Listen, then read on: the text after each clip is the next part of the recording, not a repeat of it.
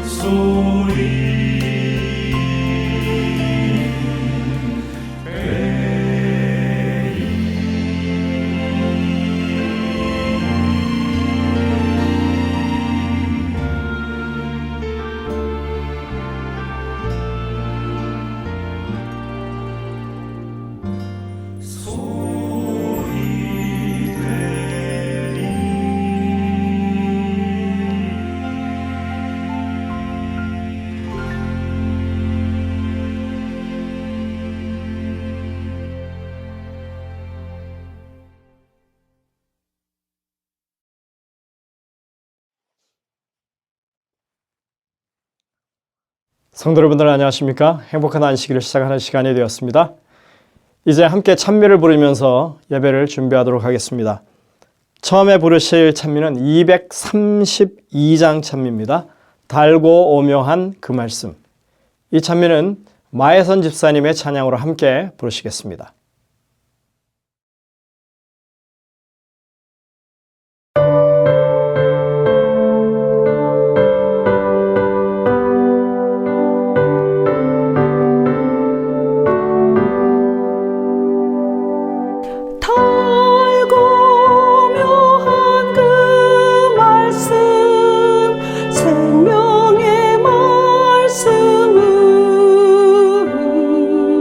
귀한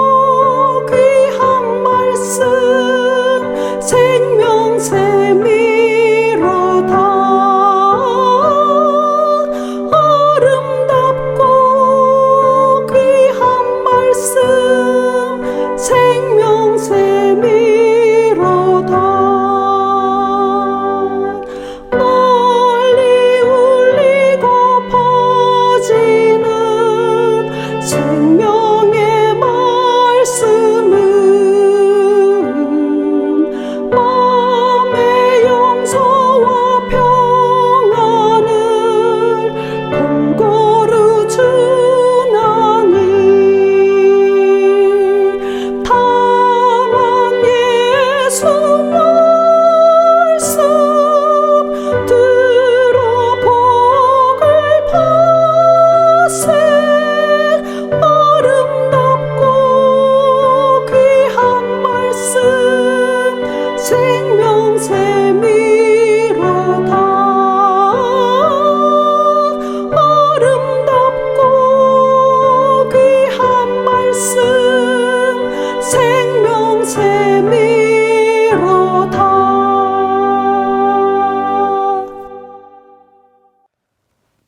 이어지는 찬미는 530장 찬미입니다. 주여 옛날 에녹같이. 이 찬미는 김재순 집사님과 제가 함께 찬양을 인도하면서 함께 부르시겠습니다.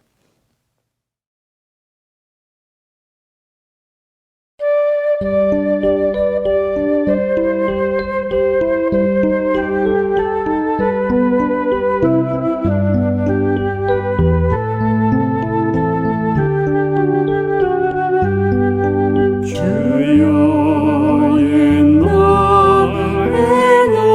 너같이 주와 동행 원하오니 길 험하고 거칠어서 행할 길을 모를 때에 나의 손목 잡으시고 나와 동행하옵소서. 공중에는 바람 일고 땅에 원수 가득하여 나의 앞에 덫을 때 홀로 가기 두려우니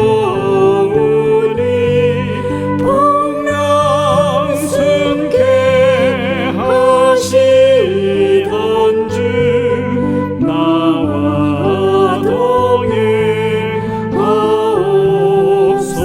동행하옵소서. 주께 내 몸 맡길 때에 세상 쾌락 구름 같네 십자기 발 날리면서 용감하게 나가리니 시온 성문 갈 때까지 나와 동행하옵소서.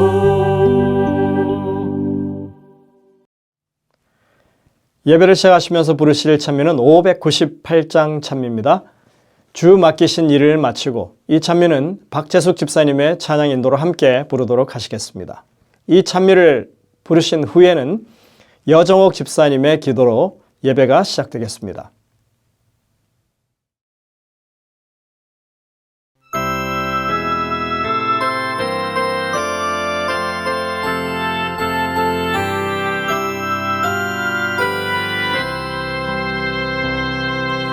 주 맡기신 일을 마치고 다 기쁘게 승천할 때 그 택하신 모든 무리 예루살렘 가겠네.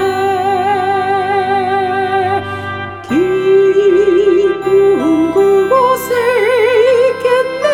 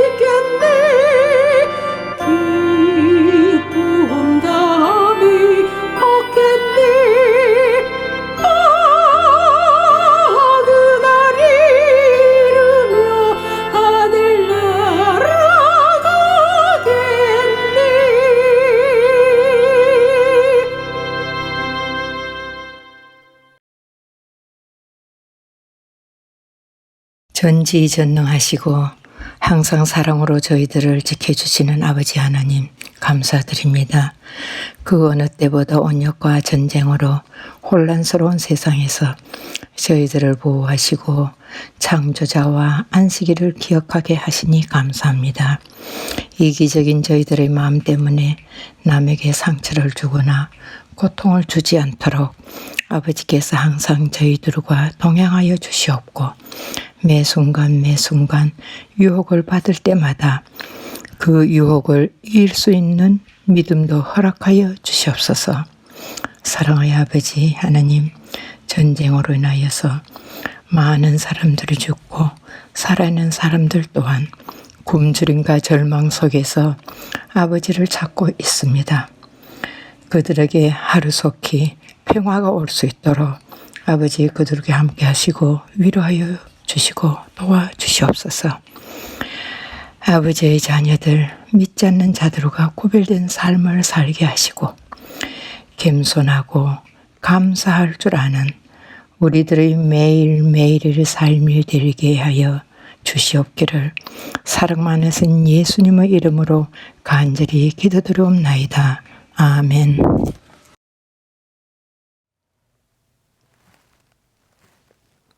성도 여러분들, 한 주간 다들 평안하셨습니까? 하나님의 은혜가 넘치는 귀한 안식일이 되시기를 간절히 소망합니다. 4월부터 시작해서 계속해서 매달 장례 소식이 끊이질 않고 있습니다. 참 가슴이 무거운 그런 상황입니다. 우리 홍희섭 장로님 돌아가셔서 장례가 치러졌고 또 조원직 장로님 형님이 돌아가셔서 장례를 치렀습니다. 여러분들이 유족들을 위해서 기도해 주시고 하나님의 크신 은혜 가운데 유족들이 위로를 얻게 되기를 간절히 바랍니다. 하지만 저희들이 이렇게 무거운 마음만 가지고 있을 수는 없습니다. 하나님의 사업을 위해서 우리가 해야 할 일들을 다시 한번 점검하고 계획하고 추진하는 일들을 계속 시도해야 한다고 생각합니다. 여러분들이 이 일을 위해서 계속 기도해 주시고 새로운 시도들이 많이 교회 안에서 일어날 수 있도록 협력해 주시기를 간절히 바랍니다. 오늘 저녁부터 이 한 달 동안 이제 제가 말씀을 여러분들에게 드리게 됩니다. 저희 교회에 여러 명의 부목사님들이 계시고 그래서 우리가 다양한 그런 성경 연구에 관한 말씀들을 접할 수 있는 것이 참 좋은 기회라고 생각이 됩니다. 이번에 저는 학개와 스가랴서를 통해서 오늘날 우리를 향하신 하나님의 기별이 무엇인지 살펴보도록 하겠습니다. 이제 준비된 특창을 들으신 이후에 말씀을 함께 나누시겠습니다.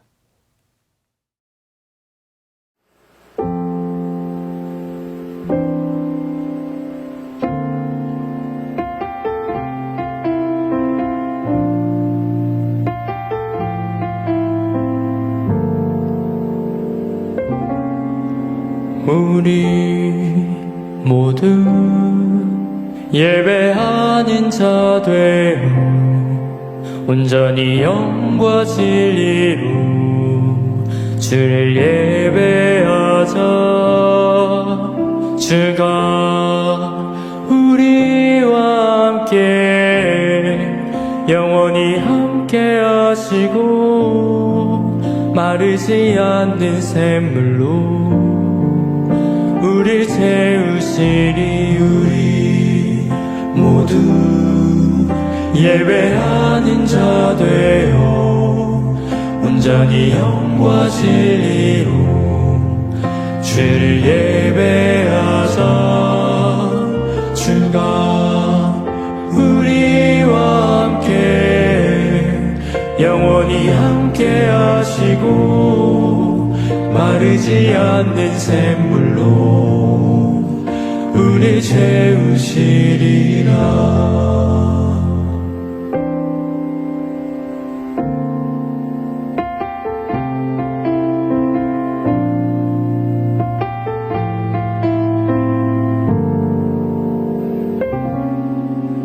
우리 모두 예배하는 자 되어 온전히 영과 진리로 주를 예배하자.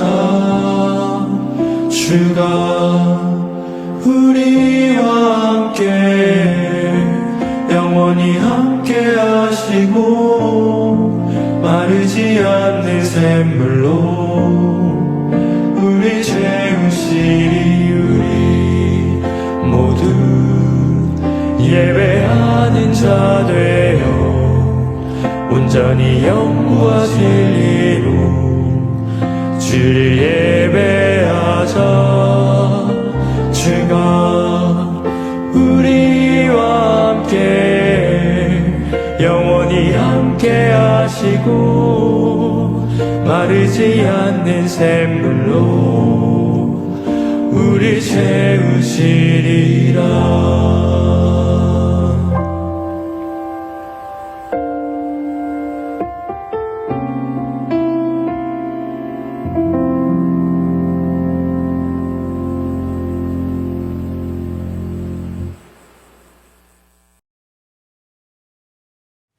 성도 여러분들 안녕하십니까? 이렇게 온라인을 통해서 성도 여러분들을 다시 뵙게 되어서 참으로 반갑습니다. 저희들이 이번에는 구약 성경에 나오는 학개서와 스가랴서를 통해서 하나님의 은혜를 생각해 보려고 합니다. 시간상 개괄적으로밖에 다루지 못하지만 아마 여러분들이 이 연구를 통해서 오늘날 우리를 향하신 하나님의 기별을 찾고 하나님의 은혜를 발견할 수 있으리라고 생각이 됩니다.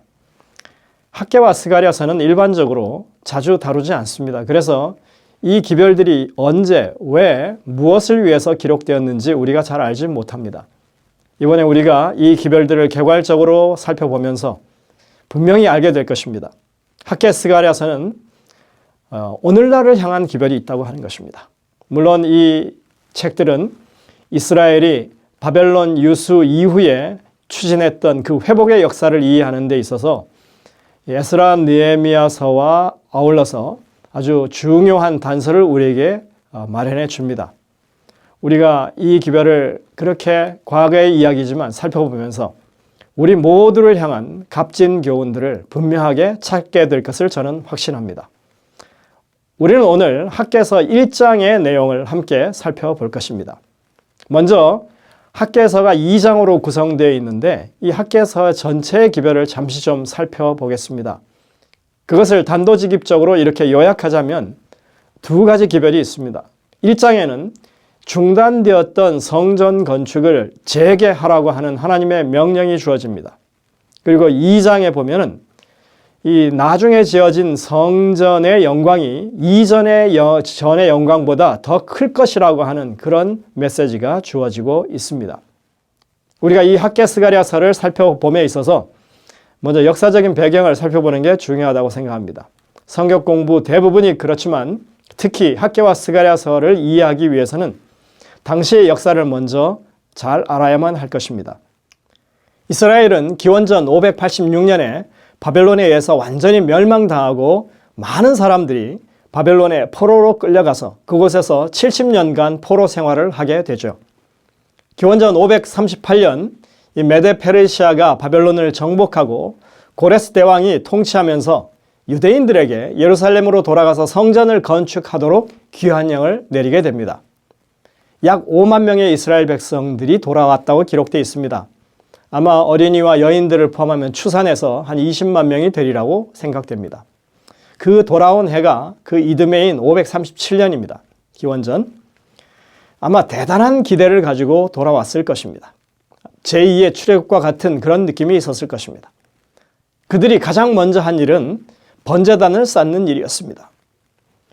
하지만 성전 건축은 그 다음 해인 기원전 536년 2월에 시작되었다고 성경은 기록합니다. 생각해 보십시오. 지난 70년 동안이나 완전히 폐허로 방치되어 있던 예루살렘에 성전을 건축한다고 하는 것이 만만치 않은 일이었을 것입니다. 그래서 그들은 준비를 갖추고 536년, 기원전 536년에 이제 그 일을 시작하게 됩니다. 하지만 그들이 성전 건축을 시작하고 기초를 놓자마자 사마리아를 비롯한 주변 부족들의 간섭과 방해가 시작됩니다. 이 전의 기초를 놓을 때만 해도 그렇게 희망적이었는데 이들의 방해 공작으로 건축 일은 지지부진, 진척이 되지 않았고 결국에는 중단되는 사태에 이릅니다.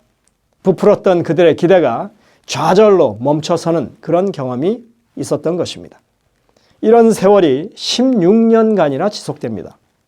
바로 이런 때에 학개 스가랴 선지자가 일어나서 성전 건축을 다시 시작하라고 하는 하나님의 명령을 전했던 것입니다. 에스라서를 보시면 이 16년간의 세월을 아주 간단하게 요약해서 우리에게 보고하고 있습니다. 에스라 4장 4절, 5절 그리고 24절을 보시겠습니다.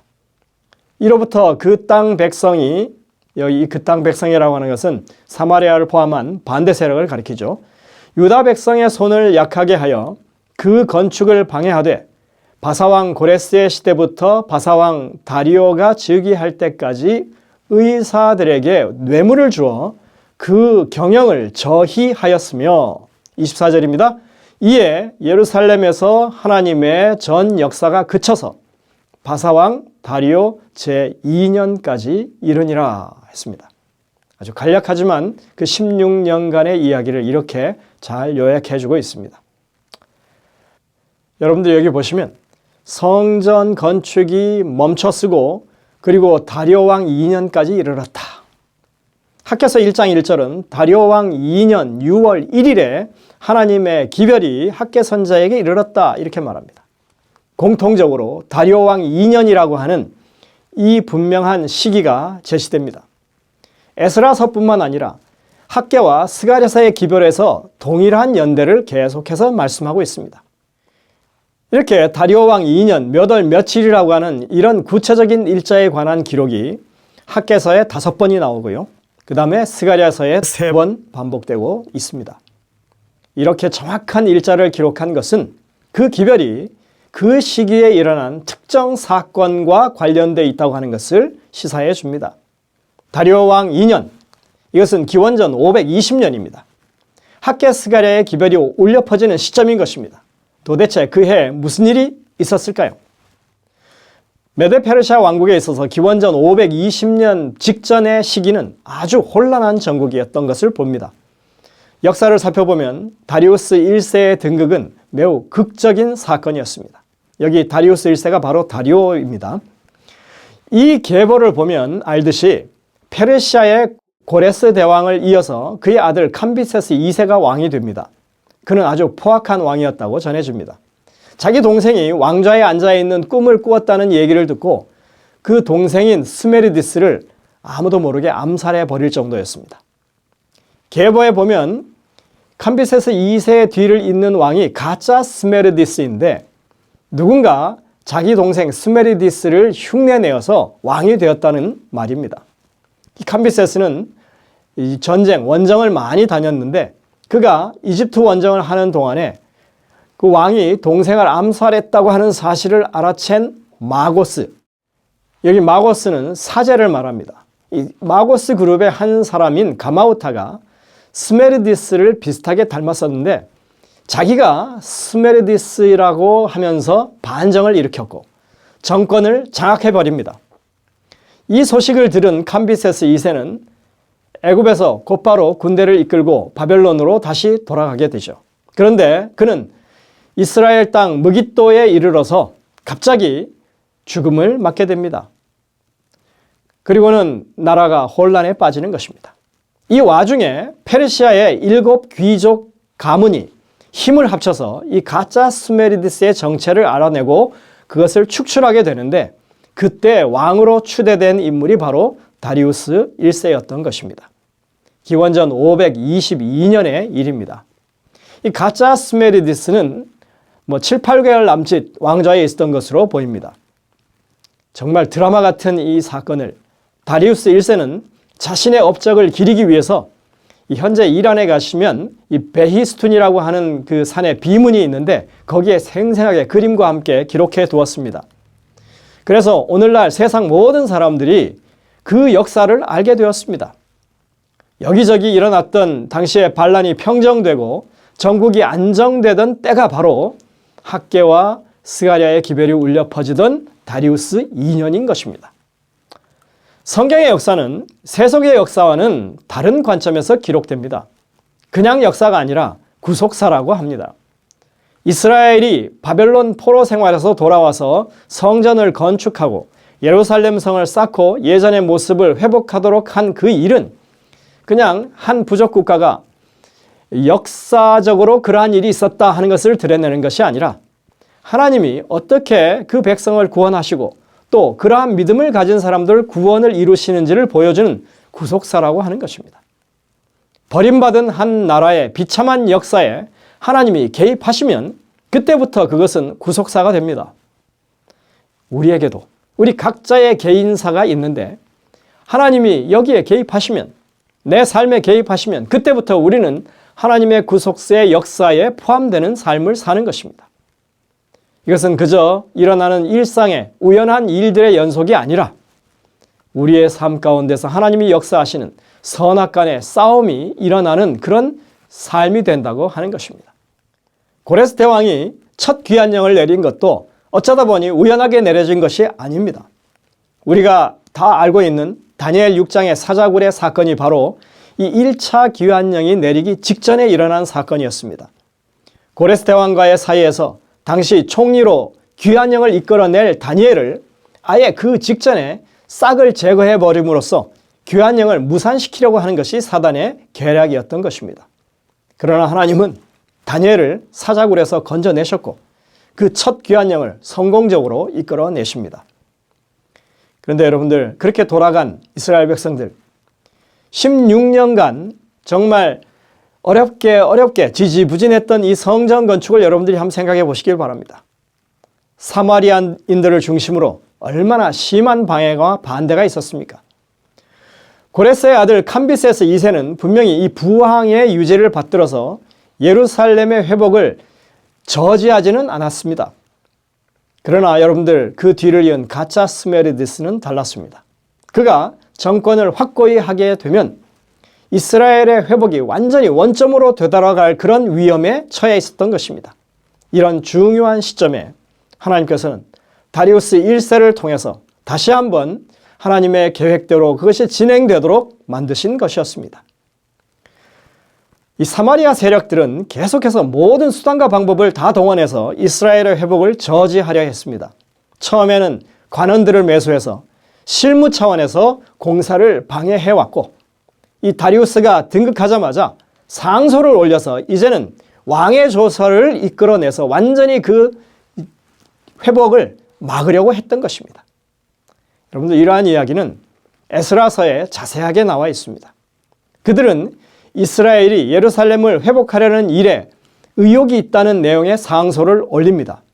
그리고 다리우스는 이례적으로 그에 대한 신속한 조치를 내리죠.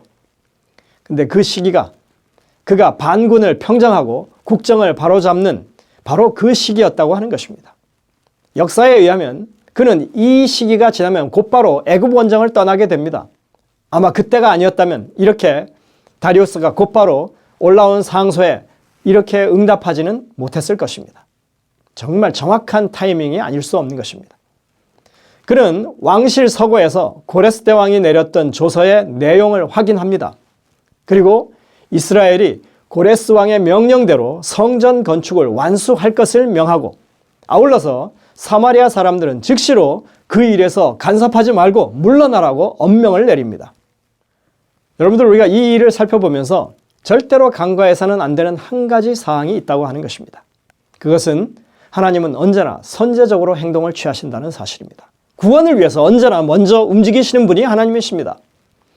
학개와 스가랴의 기별로 이스라엘 백성들이 다시 일을 시작하자마자 사마리아 세력들이 다시 움직였습니다. 이러한 내용은 에스라 5장에 상세하게 나옵니다. 한번 보실까요?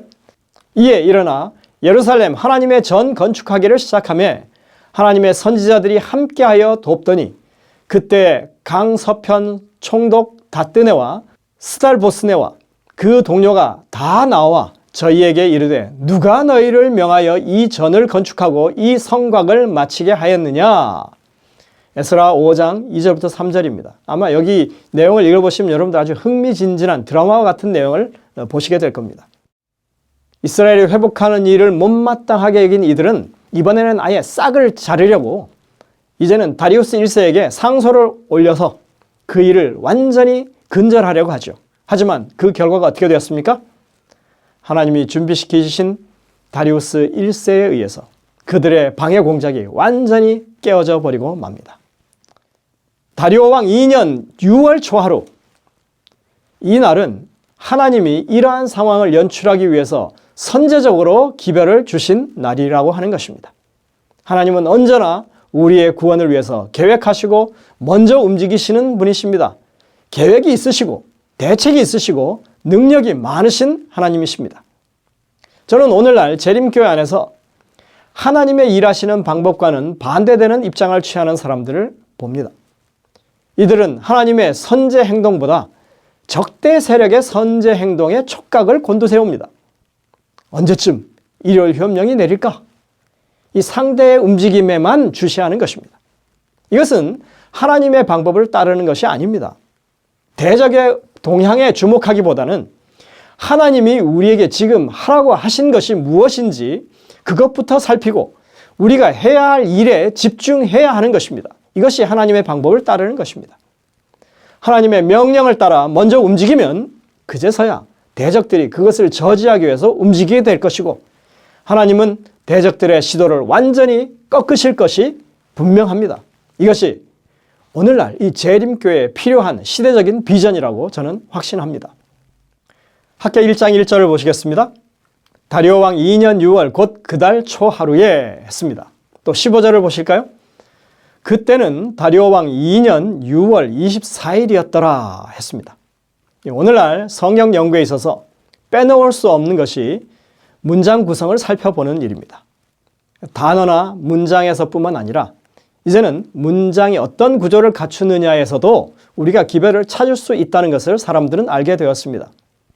학개서 1장에서도 이런 구조들을 우리가 발견할 수 있습니다. 1장은 15개 절로 구성되어 있는데 1절과 15절만 보면 6월 1일에 하나님의 말씀이 주어졌고 그리고 6월 24일에 어떤 일이 있었다 이렇게 끝납니다. 6월 1일엔 기별이 주어졌고 6월 24일에는 그 기별에 대한 하나님의 백성들의 반응이 기록되어 있습니다.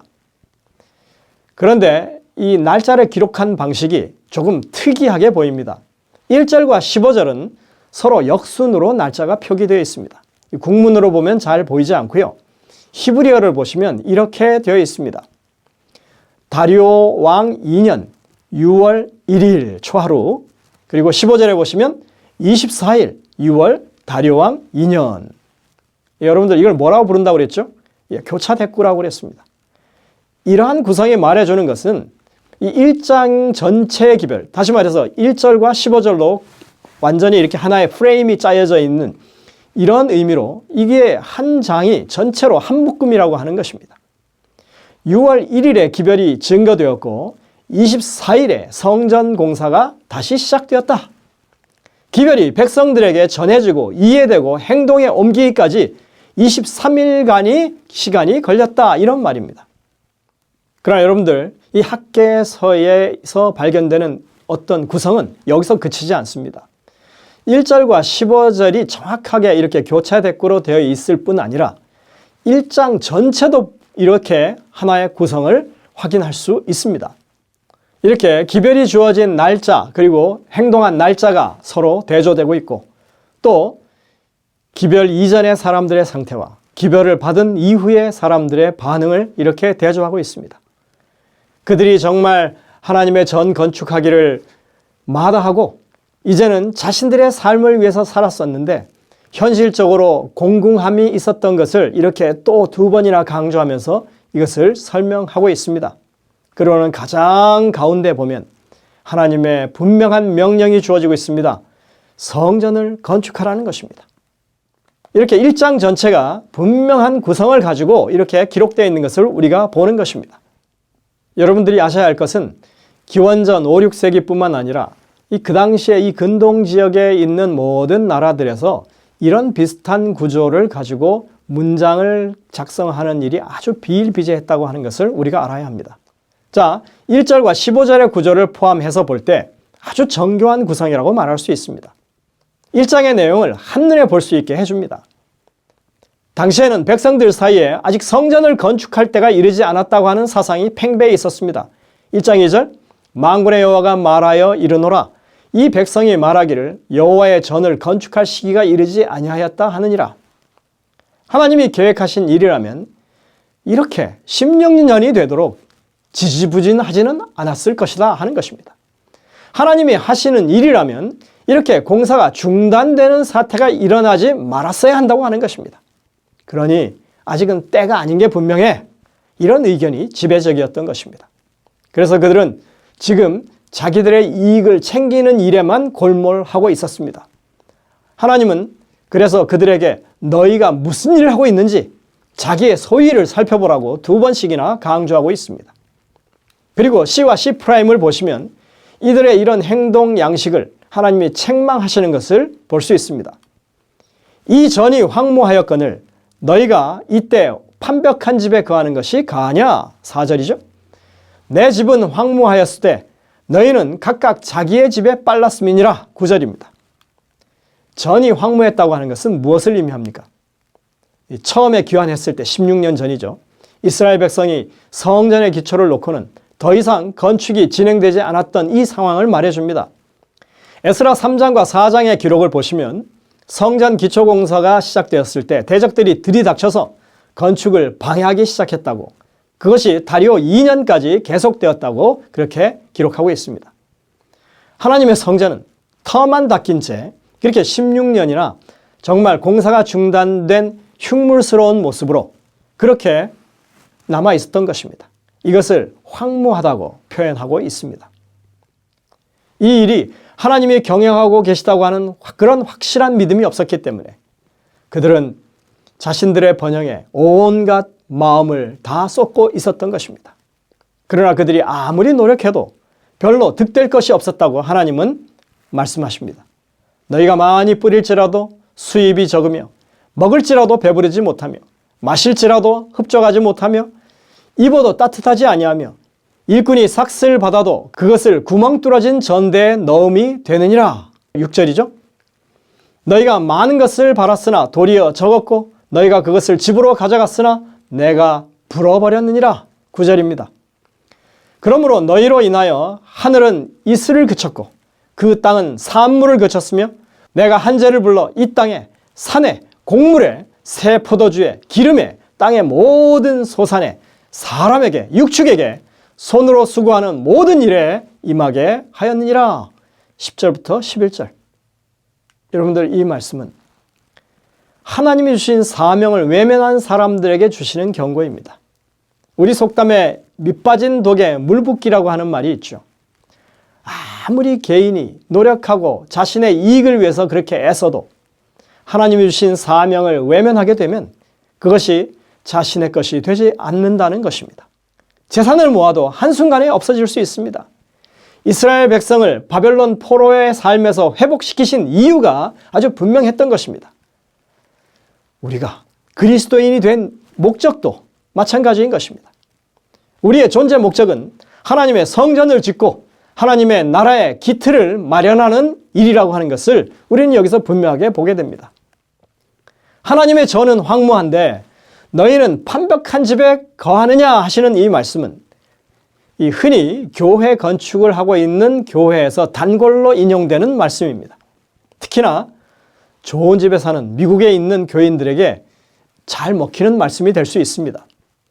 교인들은 좋은 집에 살고 교회는 여전히 새빵살이 하고 있다면 이 구절이 정말 꼭 맞는 말씀처럼 들릴 것입니다. 하지만 이 말씀은 사실 그것보다 더 깊은 의미가 담겨져 있습니다. 우리는 그래서 이 전을 건축하라고 하는 말의 의미를 분명하게 이해해야 할 것입니다. 1장 8절 너희는 산에 올라가서 나무를 가져다가 전을 건축하라.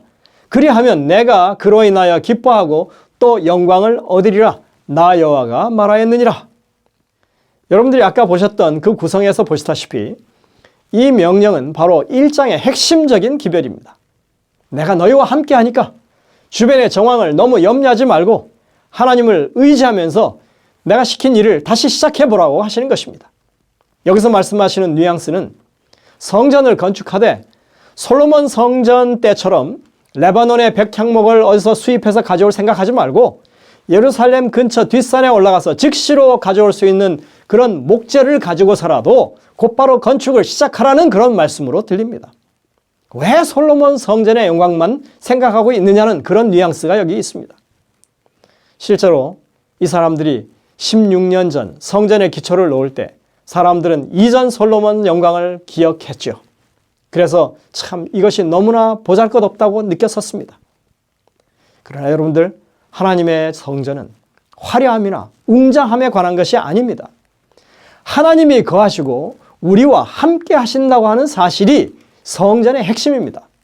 비록 볼품이 없고 초라해 보여도 하나님과 함께하는 성전이라면 하나님이 영광을 받으실 것이고 하나님이 기뻐하실 만한 곳이라고 하는 것입니다.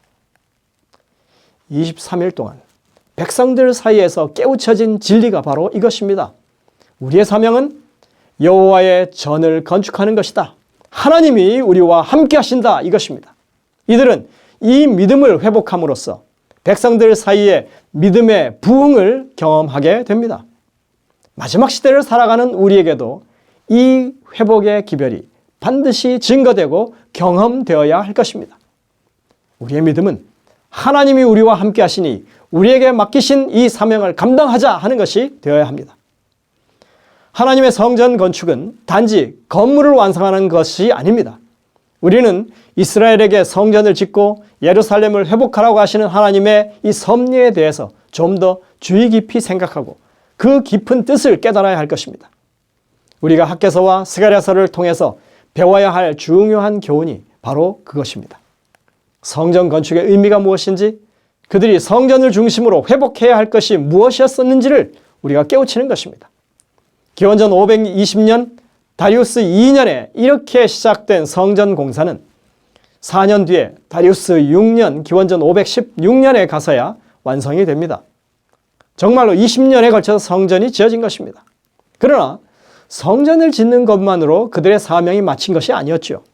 그 후로 그들은 80년이나 되는 그런 시간을 더 들여서 예루살렘 성을 재건하고 자치권을 회복하는 일을 하게 됩니다. 그리고 그 일은 오실 메시아를 맞이할 준비를 하기까지 500년이라고 하는 기간이 더 소모되게 됩니다. 이들에게 성전을 건축하라고 하는 이 말은 이 모든 과정을 다 함축하는 말씀이었습니다.